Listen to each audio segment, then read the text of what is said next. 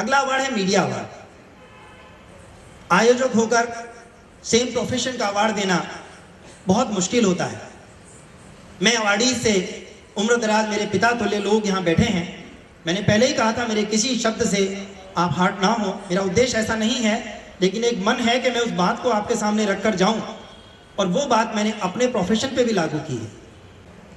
आज का मीडिया जो स्वयंभू चौथा स्तंभ है, मैं अपने मीडिया साथियों से भी ध्यान चाहूंगा, जो ऑनर हैं वो ऑनरशिप की तरह से बात करें, और यदि वो एम्प्लॉई हैं तो एम्प्लॉयमेंट को पूरा करने के साथ साथ अपने जमीर को वो जिंदा रखें, ताकि वो इस बात का एहसास कर सकें कि हमें यदि कलम दी गई है, हमें यदि कोई जिम्मेदारी दी गई है तो हम उसे निष्पक्षता से सामने रखें, जबकि ऐसा कई बार नहीं होता।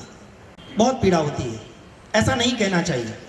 बात यदि मैं अपने आप की करूं तो मैं इसी बात से इस मीडिया अवार्ड का ब्रीफ बंद करूंगा यहाँ पर।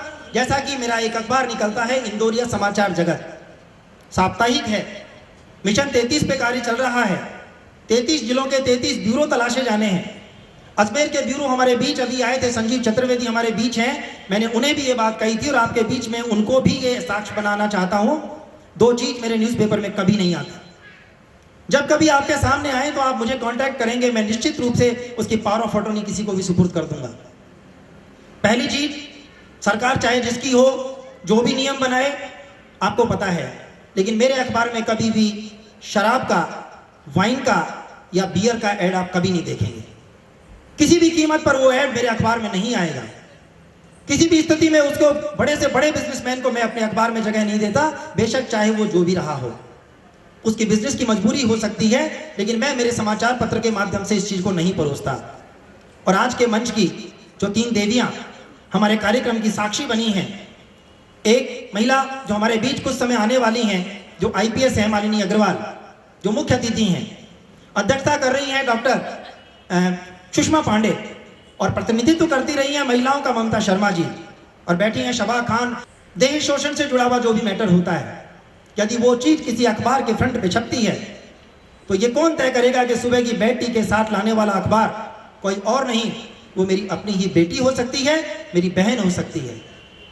यदि एक पिता और पुत्री का संबंध उस अखबार में छपता है, एक भाई और बहन यदि कलंकित होते हैं, यदि ऑफिस में करने वाला बॉस और एक कोलीग्स किसी तरह से लांछित होता है, तो मुझे कोई शौक नहीं है उन लोगों के रिश्ते को दुनिया में प्रसारित करने का, क्योंकि उससे बाकी लोग अपने आप को असुरक्षित महसूस करते हैं। मैं वो कभी नहीं छापता। प्रेशर मेरा होता है डिपार्टमेंट पे, पुलिस पे पूरा प्रेशर होता है, सरकार पे प्रेशर होता है। कार्रवाई नहीं हुई तो क्यों नहीं हुई?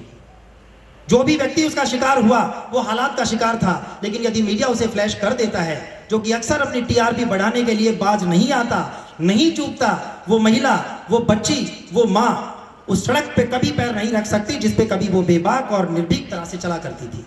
NGO अवार्ड है हमारे यहाँ। सरकार जिसकी भी रही हो, कोई भी सरकार अपनी किसी भी पॉलिसी को बिना NGOs के डेवलप नहीं कर सकती, अमली जामना नहीं पहना सकती। और वो NGO जिन्हें या तो सरकार के बहुत बड़े बड़े प्रोजेक्ट मिल जाते हैं, ऐड मिल जाती हैं, और बहुत बड़े बड़े मंचों से वो सम्मानित होते हैं, लेकिन ऐसे सैकड़ों NGO हैं जो जमीन से जुड़े हैं, जो सेल्फ फाइनेंस पे काम करते हैं, जिन्होंने अपने पिता से सीखा, दादा से सीखा, समाज से सीखा, किसी घटना से सीखा, और उसी समय संकल्प ले लिया कि मुझे समाज सेवा के जज्बे के साथ एक NGO चलाना है। और आज जब वो कार्य करते हैं तो उन्हें बहुत सारे परेशानियों से गुजरना पड़ता है। आप चिन्हित करने की बात तो छोड़ दीजिए, जब कभी कोई अच्छा कार्य करके कोई प्रोजेक्ट लेके NGO आता है तो तथाकथित कुछ बड़े NGO जो माफिया में कन्वर्ट हो गए हैं, वो तथाकथित पॉलिटिशियंस और अधिकारियों से मिलकर के उन लोगों को हार्ट करने से भी बाज नहीं आते। संस्था का उद्देश्य है कि वो NGO भी यहां पर चिन्हित हो। अगला अवार्ड है राइटर अवार्ड। देश का इतिहास कितने साल पुराना है एक साहित्यकार जानता है।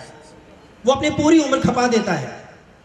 एडिटर हो, राइटर हो, उन लोगों की जिंदगी में यदि हम झांक कर देखें तो आपको समझ में आएगा कि आप लोगों को सुकून भरा इतिहास दे देने वाला व्यक्ति, राजस्थान का एक गौरवमयी इतिहास दे देने वाला व्यक्ति कोई और नहीं, वो लेखक है, वो राइटर है, जिसने अपने परिवार की परवाह नहीं की, अपने समाज की बहुत ज्यादा परवाह नहीं की, केवल और केवल परवाह की तो उस राष्ट्र की परवाह की जिसके लिए उसने अपनी कलम चलाई। और मेरे सामने जो अवार्डीज बैठे हुए हैं उनसे हाल ही 4 दिन पहले की एक घटना शॉर्ट में संक्षिप्त में कर रहा हूं। मैं 4 दिन पहले अलवर मेवात साहित्य अकादमी के एक मंच का हिस्सा था। बड़ा दर्द महसूस हुआ। मैं एक राइटर का बेटा हूं, बेसिकली स्वयं एक राइटर हूं, और जब उस राइटर ने आकर के मंच पर यह कहा, जिसकी आंखें नम हो गई, उसने कहा दुख तब होता है कि जब एक साहित्यकार का बेटा, खुद उसका बेटा, उसके साहित्य को 4 रुपए किलो की रद्दी में बेच देता है। बहुत तकलीफ होती है उसको, वो उसको लाइब्रेरी का रूप नहीं दे पाता, कभी वो अपने बच्चों को अपने पिता की किताब को उस लाइब्रेरी से निकाल के पढ़ता हुआ नहीं देख पाता, और जब कभी वो कार्य करता है तो आकर कभी ये नहीं कह पाता कि पापा I am proud of you. उस राइटर की पीड़ा को मैंने बहुत नजदीक से समझा है। अभी हाल ही 10 अगस्त को मैंने अपने पिता खोए हैं, डॉक्टर MP शर्मा, जो मेवात प्रदेश के पहले PhD रहे और साथ में उन्होंने तोरावाटी का इतिहास लिखा। मैंने वहां संकल्प लिया था उसी समय कि मेरे फादर जो बहुत बड़ी लाइब्रेरी छोड़कर गए हैं, मैं न केवल उस लाइब्रेरी को मेंटेन कर रहा हूं, बल्कि हर घर से जो पुस्तकें किसी के पास उपयोगी नहीं रही हैं, घर घर जाके मैं 10-10 पुस्तकें वहां से कलेक्ट कर रहा हूं। एक बहुत बड़ा पुस्तकालय आप लोगों की शुभकामना के साथ मैं समाज को डोनेट करने वाला हूं। कोई सम्मान का हकदार है तो ये एक राइटर अवार्ड है।